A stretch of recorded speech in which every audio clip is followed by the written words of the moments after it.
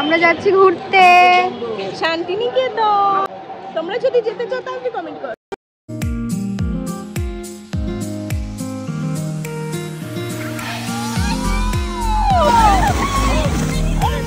Hi everyone, আমি তৃষা। সবাইকে স্বাগত আমার এই ব্লগটিতে। প্রথম দিকের ক্লিপসগুলো দেখে হয়তো বুঝতে পেরেছো যে এটা শান্তিনিকেতনের ব্লগ। 6 তারিখ আমরা রওনা দিয়েছিলাম বোলপুর শান্তিনিকেতনের উদ্দেশ্যে। প্রথমেই বারাসাত থেকে পৌঁছাই শিয়ালদা, তারপর শিয়ালদা থেকে রওনা দিলাম কাঞ্চনজঙ্ঘা এক্সপ্রেস করে বোলপুর শান্তিনিকেতনের উদ্দেশ্যে। এইবার বলি আমরা কারা কারা গেছিলাম শান্তিনিকেতন। এই ট্যুরে ছিল আমাদের পড়ার ব্যাচের সব বন্ধুবান্ধব, সাথে ছিল স্যার আর স্যারের ফ্যামিলি। খুব একটা বেশি সময় লাগেনি, হই হুল্লোড় করতে করতে পৌঁছে গেলাম শিয়ালদা স্টেশন। যেই প্ল্যাটফর্মে আমাদের ট্রেনটি দাঁড়াবে আমরা সবাই সেখানেই যাচ্ছিলাম। ভারী ব্যাগ কাঁধে নিয়ে গুটি গুটি পায়ে আমরা সবাই মিলে যাচ্ছিলাম প্ল্যাটফর্মে।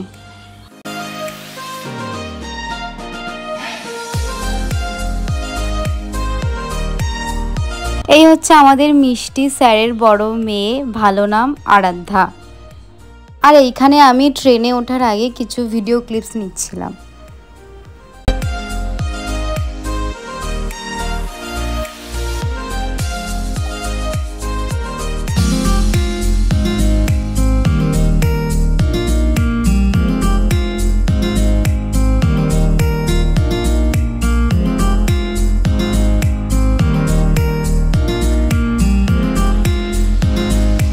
এইটা ছিল আমাদের অসম্পূর্ণ ইনকমপ্লিট একটা ট্রানজিশন রিলস, যেটা সময়ের অভাবে বিভিন্ন কারণে আর ফুলফিল করা হয়নি। তো আমাদের ট্রেন চলে এসেছিল, প্রচুর হাঁপিয়ে ঝাঁপিয়ে দৌড়াদৌড়ি করে আমরা আমাদের ট্রেনে উঠলাম। আর এই কদিন একদম বৃষ্টিও পড়েনি, যার কারণে প্রচুর গরমও পড়ছিল, যার কারণে মুখ চোখের অবস্থা খুবই বাজে হয়ে গেছিল। আমরা সবাই খুবই ভোরে ভোরে উঠে গেছিলাম। আমি তো উঠেছিলাম ভোর 3টে, যেহেতু আমাদের 5:16 বারাসাত থেকে ট্রেন ছিল। ঘর থেকে বেরোনোর আগে কিছুই খাওয়া হয়নি, খালি আমি 1 কাপ চা খেয়ে বেরিয়েছিলাম, কারণ চা না খেলে আমার একদমই চলে না, তাই 1 কাপ খালি চা খেয়েছিলাম। এইবার আস্তে আস্তে সবারই খিদে পাচ্ছিল। তারপরেই দেখি স্নিগ্ধা একটা বিস্কিটের প্যাকেট খুললো, নিজেও খেলো, আমাকেও দিল। আমরা কয়েকজন নিচে বসেছিলাম আর কয়েকজন উপরে বসেছিল। আমরা নিচে বসে খাচ্ছিলাম আর ওরা উপরে বসে খাচ্ছিল। ভিডিও করতে হবে না, এই যে আমাকে শুভজিৎ এই কটা ঝুড়ি বাজা দিয়েছে, আর ওর কাছে পুরো প্যাকেট।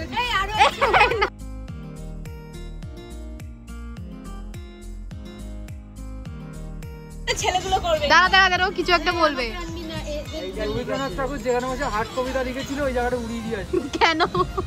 ওই জন্য মার খেয়েছি, মুখস্থ করতে পারিনি। ও টুকলি টুকলি, ও তাই তো। হাট কপি।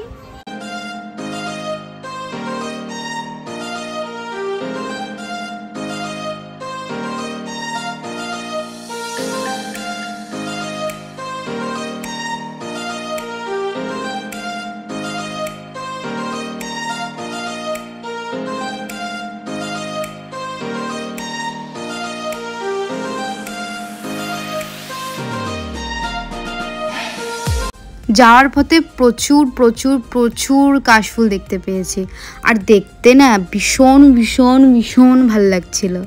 আর এই কাশফুল দেখে মনে হচ্ছে হ্যাঁ, দুর্গাপুজো চলে এসেছে। প্রথমে ভাবলাম শান্তিনিকেতন নেমে একেবারে মাটির ভাঁড়ে চা খাবো, কিন্তু যেহেতু ট্রেন লেট করছিল তাই 1 কাপ দুধ চা খেয়ে নিলাম। আর এই যে আমরা পৌঁছে গেলাম আমাদের ডেস্টিনেশন বোলপুর শান্তিনিকেতন।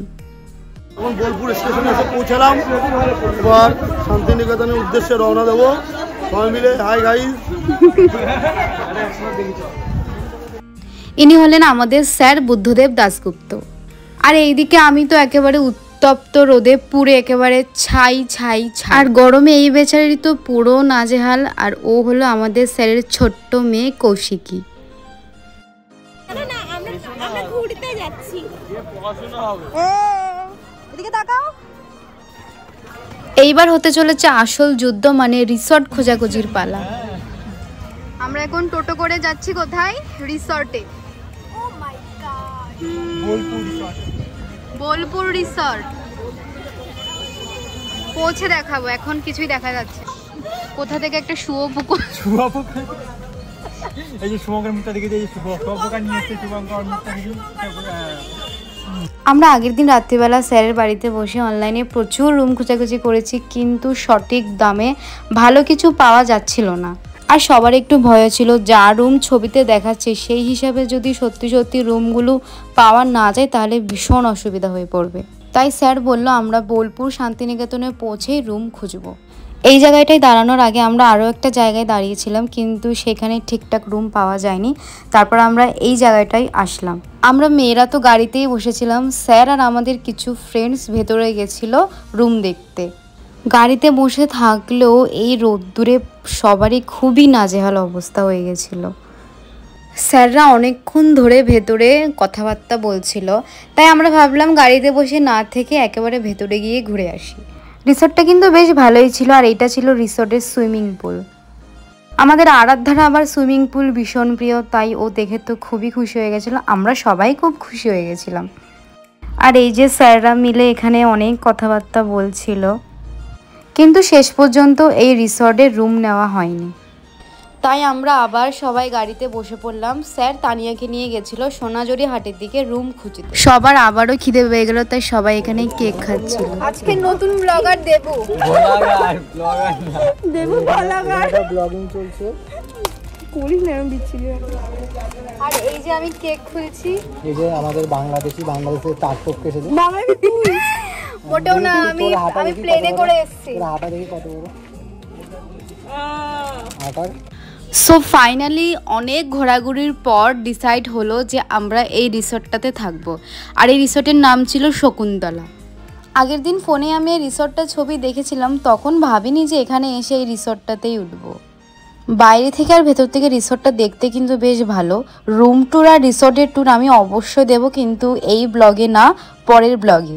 এই ব্লগে সব কিছু দিলেই অনেকটাই বড় হয়ে যাবে ব্লগটা। রুমে আসার পর আমরা আর কেউ বেশি দেরি করিনি, একেবারে সবাই মিলে ঝাঁপিয়ে পড়লাম সুইমিং পুলে।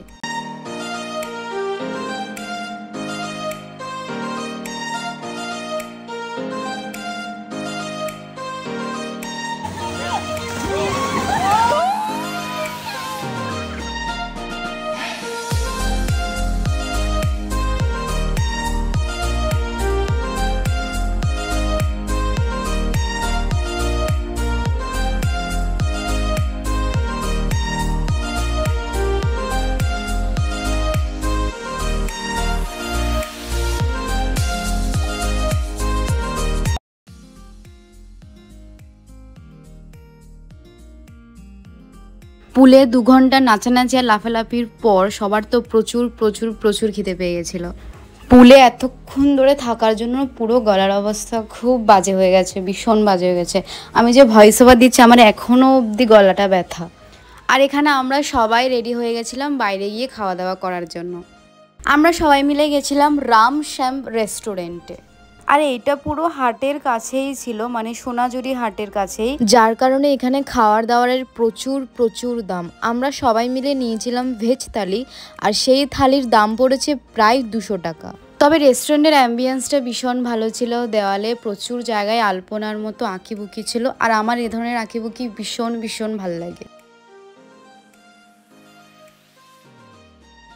আমরা প্রায় সবাই 19 জন মতো ছিলাম, আর 19 জন সবাই ভেজ থালিই নিয়েছে। এছাড়া আর আমাদের কাছে অপশনও নেই, কারণ চিকেন থালি, ফিশ থালি এই সব 300-400 টাকার উপরে। যেহেতু আমরা স্টুডেন্ট সবাই, তাই আমাদের কাছে এটা খুবই কস্টলি লেগেছিল। এইবার বলি থালিতে কি কি ছিল। থালিতে ছিল অবভিয়াসলি ভাত, শসা, গাজর, লেবু, শাক ভাজা, পাঁপড়, বেগুন ভাজা, শুক্তো, আলু পোস্ত আর চাটনি। আমাদের যে বাটিগুলো দিয়েছিল ওগুলোর সাইজ কিন্তু ভীষণ ছোট। তোমাদের হয়তো ফোনে দেখে মনে হতে পারে যে বড় বড়, কিন্তু নয়, খুবই ছোট ছোট বাটিগুলো। এইবার বলি খাবারের স্বাদ কেমন ছিল। কিছু জনের খাবার ভালো লেগেছে, আবার কিছু জনের খাবার ভালো লাগেনি। খাবারের যা দাম ছিল সেই তুলনায় অনেকেরই খাবারের স্বাদটা ভালো লাগেনি। এবার আমার তো ভীষণ খিদে পেয়েছিল, তাই আমার মোটামুটি ভালো লেগেছে।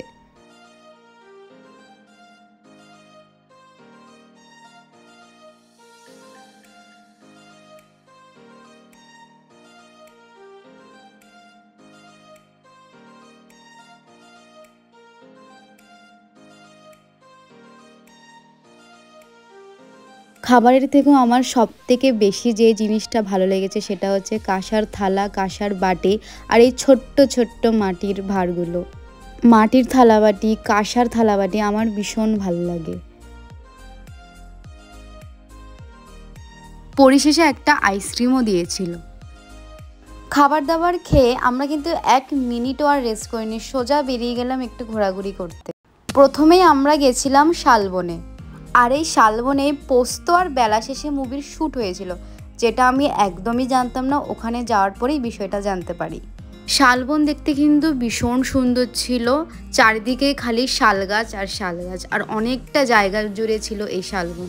আফসোসের বিষয় হলো আমি নিজের কোনো ফটোশ্যুট কিংবা নিজের একটা ভিডিও ক্লিপস নিতে পারিনি, কারণ যেহেতু আমরা একেবারে শেষের দিকে বেরিয়েছিলাম, তাই মানে খুব একটা টাইম ছিল না আমাদের হাতে যে ফটোশ্যুট করব, নিজের ভিডিও ক্লিপস নেব। মোটামুটি আমি যা যা দেখেছি তা একটু একটু করে সমস্ত কিছুরই ক্লিপস নেওয়ার চেষ্টা করেছি। আমরা যে টোটোটা করে গেছিলাম সে টোটোওয়ালা কিন্তু আমরা যা যা দেখেছি তার ব্যাপারে অনেক কিছুই বিস্তারিতভাবে বলেছেন। খুবই আশ্চর্যজনক বিষয় হলো রামকিঙ্কর বেশ অনেক দূর থেকে মাটি ছুঁড়ে ছুঁড়ে এই মাটির মূর্তিগুলি বানিয়েছিলেন।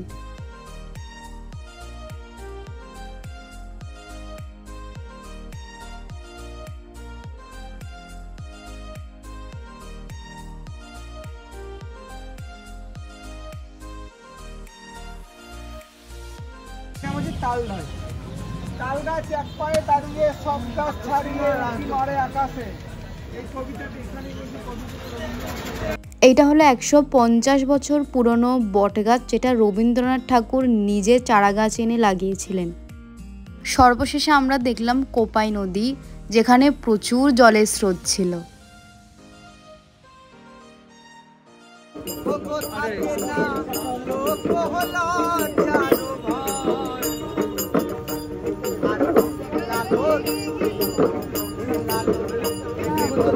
এখানেও কিন্তু বেশ কিছু হাট বসেছিল, আর আমরা যখন গেছিলাম তখন প্রায় সব কিছুই ওরা গুছিয়ে বন্ধ করে দিচ্ছিল, কারণ এখানে খুব তাড়াতাড়ি মানে 7টার মধ্যেই হাট বন্ধ করে দেয়।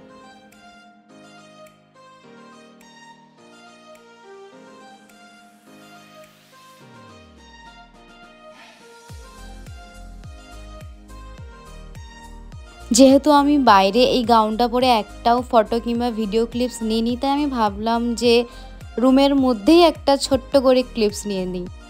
কতটা সুন্দর। হাই এভরিওয়ান, আমরা এখন আছি হোটেলে, বলা যায় একটা লাক্সারি হোটেল আমাদের জন্য, আমাদের মিডল ক্লাসদের জন্য। তো হ্যাঁ, আমাকে একটু হয়তো মঞ্জুলিকা লাগছে, কারণ আমরা ঘুরতে গেছিলাম আর সেখানে যাওয়ার সময় আমি একটু কাজল ফাজল লাগিয়েছিলাম, সেটা তুলেছি। তো মেইন কথা হচ্ছে আমি এখন বানাবো চা। বাইরে আমরা কেউই আর কিছু খাইনি, কিন্তু রুমে এসে আমার আর তানিয়ার ইচ্ছা হলো একটু চা খাওয়ার। আর চা আর কফি বানানোর অনেক কিছুই সামগ্রী ওরা দিয়েছিল, তাই ভাবলাম যে কাজেই লাগিয়ে নিই, খেয়েই নিই 1 কাপ করে চা।